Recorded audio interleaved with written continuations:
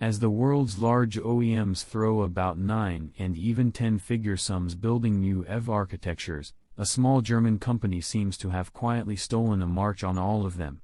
Because while there are plenty of fully electric sedans, SUVs, crossovers, and even supercars for global buyers to choose between, there aren't any roadsters beyond restamods of existing cars. German maker Wiesmann hopes to deliver the first since the original Tesla Roadster, with the car you see here. I will read any text you type here. The first incarnation of the Wiesmann company, founded in 1988, offered possible proof of the existence of the German sense of humor. The brand's retro range was clearly inspired by British coupes and roadsters from the 1950s and 60s, even featuring a radiator grille closely inspired by Jaguar's toilet seat of the period.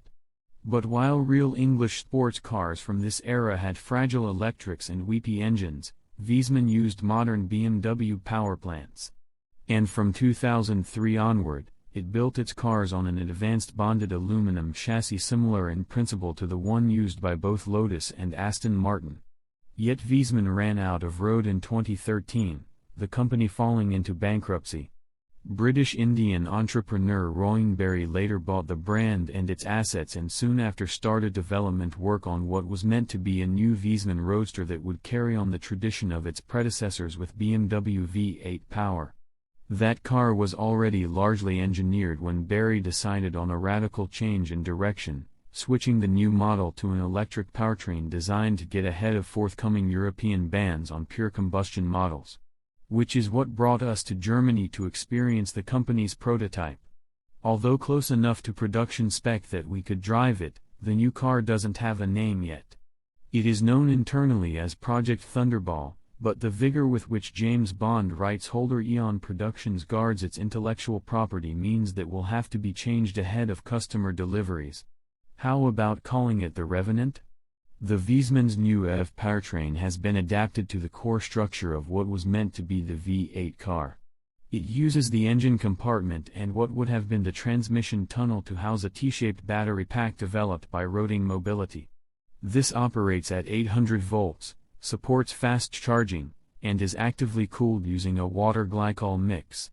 It has a claimed 83 kilowatt-hours of usable capacity, and Wiesmann is targeting a 310-mile range on Europe's WLTP testing protocol. Rohin says the battery pack weighs 1,100 pounds, only about 110 pounds more than the combined weight of a V8 engine and transmission. Drive comes from two mid-mounted permanent magnet synchronous electric motors, with both driving a common shaft which then turns a conventional limited-slip rear differential.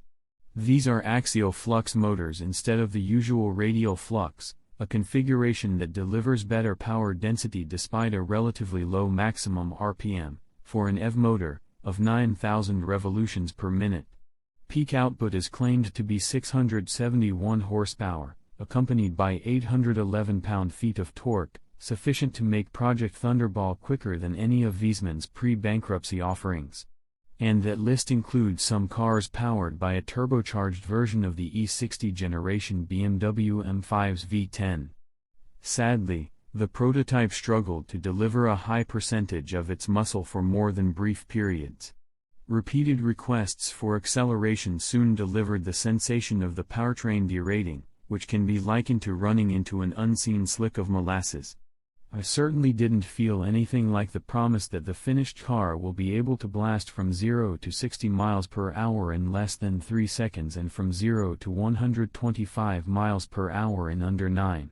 Performance should improve as the car gets to its finished mechanical specification, and it already features a display within its instrument pack that shows how much power and torque is available at any time.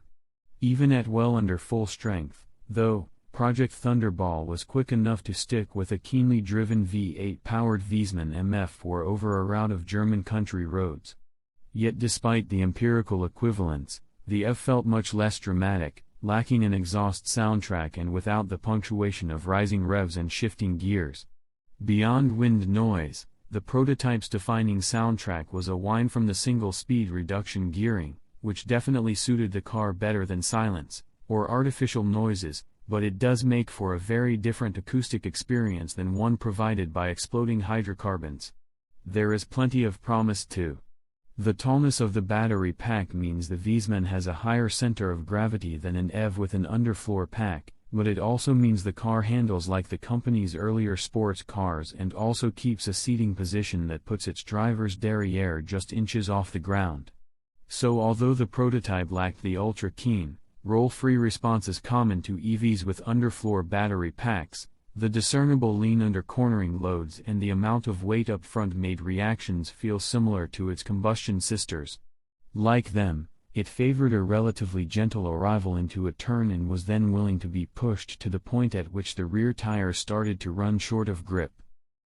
Despite its lack of a multi-speed gearbox, Project Thunderball retains paddles behind its steering wheel to facilitate adjusting the levels of regenerative braking from the rear motors. There are 5 levels, and although even the strongest doesn't slow the car exceptionally quickly, it does allow for one-pedal operation. While the prototype's powertrain required more polish, the rest of Project Thunderball was impressive. The carbon fiber bodywork looked great up close, retaining many of the visual traditions of earlier Wiesmann models while being less obviously retro, although the substantial slatted radiator grille is now serving form rather than function. The hand-stitched leather interior feels special too, with the array of driver-directed analog dials now repurposed to report on the powertrain's charge and temperature levels. Beyond a lack of elbow room, with nowhere on the door to naturally rest an arm, the Thunderball felt both roomy and comfortable. Our biggest ergonomic complaint is the low-mounted touchscreen, which proved almost impossible to see in direct sunlight.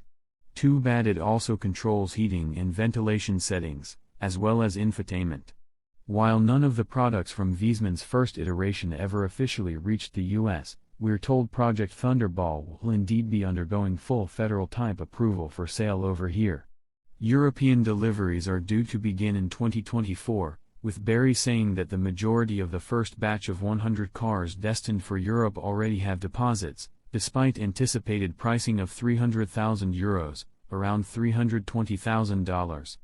A Venn diagram of sports car buyers, rich people with a love of traditional design, and enthusiasts with an aversion to engine noise might not include much overlap, but Wiesmann has it covered. Thank you for watching.